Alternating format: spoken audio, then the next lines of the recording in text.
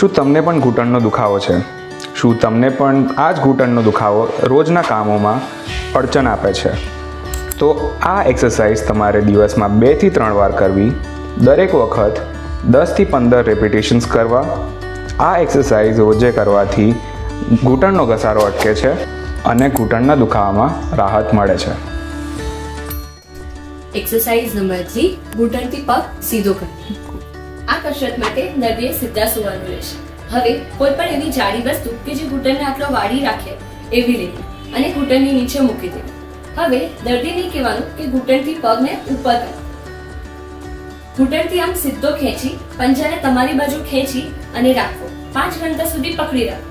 1, 2, 3, 4 અને 5.